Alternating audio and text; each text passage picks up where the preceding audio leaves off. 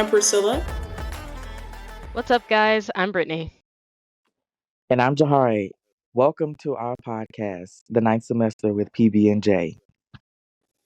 Welcome to episode 6. Your inbox, no new mail. Today we're talking about social life after college, from simple things such as should you send that text in the old group chat to dealing with the radio silence that sometimes comes with adulting. We're talking about it all in this week's episode. Woo, woo, woo, woo. Wendy Williams, don't sue me because I know that's the sound that your I was audience like, likes. not the Wendy Williams intro. But no, it's just, I was just thinking about that. But anyway, okay, this topic, okay, this, now I feel like we've touched on this a little in Yeah. prior episodes. But I think that it's important to talk about social space. Now, I'm gonna keep it to strictly platonic social spaces so that it doesn't get weird. So, Brittany, this really started from a conversation I had with you, darling, because I said I'm sick of new people not getting me.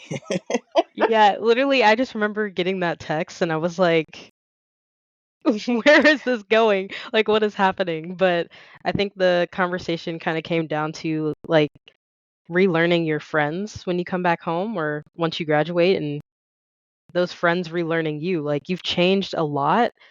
Um, they kind of miss those formative years of your growth, when you're kind of coming into adulthood and relearning how to handle, social spaces with those people. So like I don't know if you want to talk about kind of the realization that you were having, but Well, I'll talk about it. So, I'm gonna try not to get too specific because I don't want it to start any mess. But I feel like there's a segment of my friends who do not understand that there are certain things that are like off, and this is why I brought up the romantic aspect, is because I think particularly as it relates to romance, I am not discussing that with anybody. I find it completely embarrassing. The way that the dating pool has piss in it, there's no reason to rant and rave about which public pool you decided to go to, because they all got piss in it. So who knows when the next time they'll have to drain it anyway. I hope that analogy made sense. Oh well. But I think that I have a few friends who are very insistent on knowing a lot about quote unquote my business. yeah, no, that makes sense. I think like for me coming back home, it's been different because a lot of the people that I socialized with, either I'm not really close with them anymore, so we don't hang out as much, or they've completely moved across the country. So I've kind of come back home to not like an emptiness in friendships, but um, kind of restarting my social circles. So it's been weird having people relearn me. I think one of the things I think about a lot is how well my roommate used to be able to read me in social situations. Am I find myself to be more introverted and my social battery drains so fast. And I didn't understand how much I took for granted people being able to read me in social situations and getting me out of them when I couldn't speak up and say like, yeah, I'm done with this. So coming back home and having people relearning like how I deal with things like that has been a little frustrating, I guess. Anything like that for you, Priscilla? Kind of accept sometimes the radio silence that comes with adulting, and because everybody, I guess you can say, I always give people the benefit, someone else the benefit of the doubt, where I'm like, they got a lot of things going on, I got a lot of things going on. So we just got to keep on trucking. I know that's not the same for everybody else, but it's just kind of like I'm in the mindset right now that I've been focused a lot on work. So to give that perspective, I haven't really spent too much time socializing because I'm still in that stage where I feel like I'm just focused all on work and I'm just coming home. So I haven't gotten to that moment yet. I'll probably get to that moment soon where I'm like, okay, we need to change the pace on something. You need to go out and do something fun this weekend. But I'm kind of in that mindset right now where I got my head down and just working. And so kind of the last thing on my mind is like, oh, going out there basically. You think that's more because you've like moved across country, or She do did you think you would have cross been the same? country. I mean, not like across country, but like into a new space, you know? Like if you were back home, A do you new think you would have city. that A new same, city. yeah, Yeah. do you think you would have that same mindset? I think I definitely wouldn't have the same mindset because I think it's just, the natural familiarity that comes with being at home. But that gets into the whole thing of running into people you used to go to school with. Because again, that's pretty hard to avoid where I'm from, or just seeing faces of folks that you can't avoid. I haven't really put myself out there to meet people out my age outside of like my job. Well, I am very interested in your experience of the city that you live in. Because at least, and this is coming from an outsider, right? I ain't never been to. I don't know if are you comfortable with us saying what city you live in? Oh yeah, I'm comfortable. I just haven't flat Okay, out said it. No, you're good. okay, okay, all right. So, I mean, the only thing I know about Houston, right, is hoopties, hookah, and brunch. Okay, And Beyonce. so from the I'm sorry. Continue. The laugh I but just held back. but um I guess the dominant notion, like party culture, right? Like, you know, a very club focused, right? Like social scene. So I'm interested in following your story because that's not just like from what I know of you. Maybe you've changed in the months that I haven't been around you, but that doesn't seem like your scene to know people. So I'm interested in, like, from an outside perspective, hearing about how you experience Houston as a person who lives there that's not into that kind of side of things. Yeah, no, I mean that's valid. And like I said, I'm not the type of person that goes to like the local club scene or anything. And so for me, it's just kind of like basically going out. One of the things I wanted to start doing was volunteering more since I'm in a new city. I haven't really. That's something I always used to do, and that's how I used to meet a lot of people was volunteering. And that's something always present in whatever city you're in, really. But I haven't really invested that time yet because I finally got myself established. I've been in my new place for a month now. So I feel like I'm finally getting myself established in the city. But like the way I experience Houston, like, oh man, I go to the parks, I go shopping, I go to the mall, go to the movies. And if anybody was hoping to hear Priscilla's favorite bars and clubs in Houston, I'm not the right person to ask on that front. So Right. sorry. Right. Well, I mean, I'm glad you mentioned that. I'm glad I mentioned that to make you mention that because to tie it back. And I don't know if Brittany, I mean, we live in similar cities, like in terms of vibes. So Yeah. I'm interested in what you think about this. I feel like, well, one, I would go crazy staying in the house, especially because I don't live alone. So Yeah. I Yeah. have to get out. But also, like Priscilla, I am a very social person, and I feel like in this city, you cannot make it not being social. Like, it's kind of the name of the game if you're gonna be here. And I don't know if that speaks to like how careerist this city is, right? And how much currency there is, and like who you know and where you're able to be. Um, or if it's just like, well, maybe it's both, right? Like, this is a sign that this is a very like culturally rich city.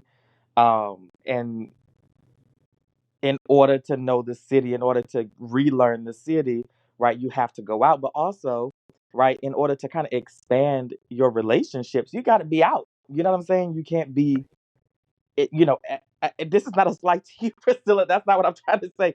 But, you can't, I don't think you can be like 100% focused on work because you'll miss so many connections back to what I mentioned in one of the earlier episodes about like um, connecting horizontally, right, with your peers and with people who are like, just a couple years older than you or like slightly younger, and um kind of building community as a way to kind of like survive, right, the work that you do, um and have people that you can lean on in that respect.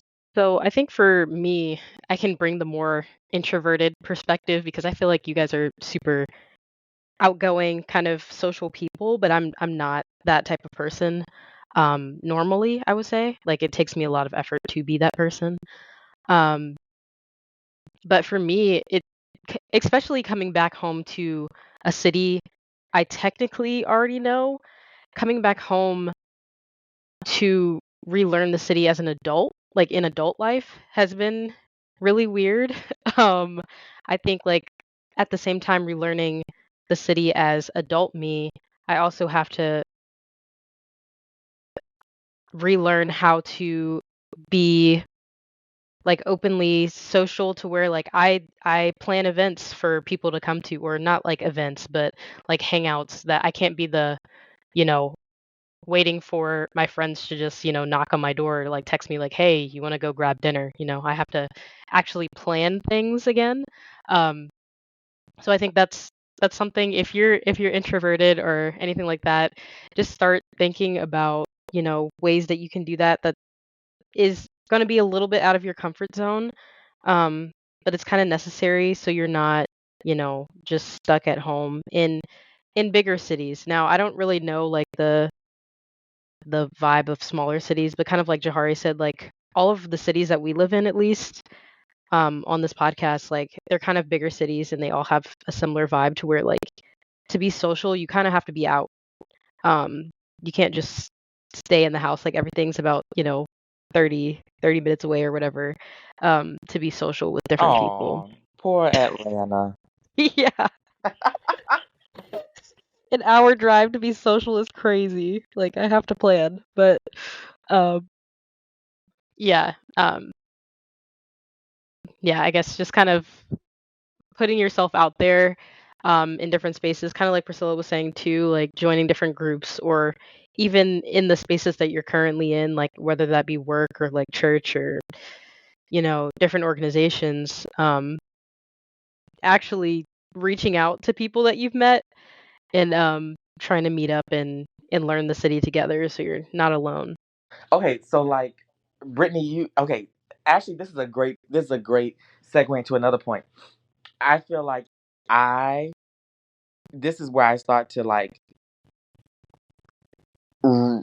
resent is not the word. I don't feel that strongly, but like dislike the fact that I didn't go to a HBCU, because Mm. since we have Howard here, right?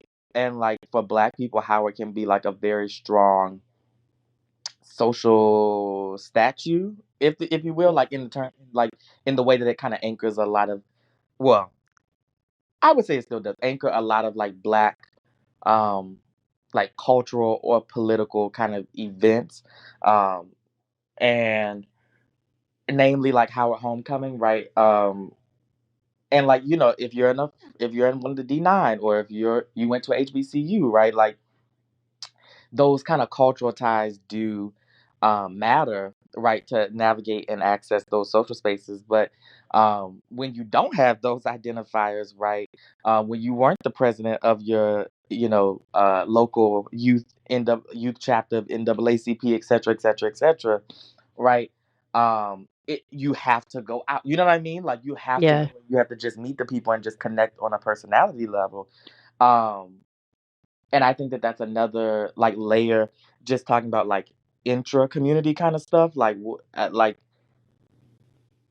Brittany, like you like if you're involved in the Atlanta chapter of the Reds, honey, the Yeah, yeah. you can go to the AUC, you know what I'm saying, because Hmm. you're like, that's a built-in invite, like, oh, Right. well, what do y'all say, y'all call each other sorors. I was about to say, oh, frat, but then I remember. Yeah.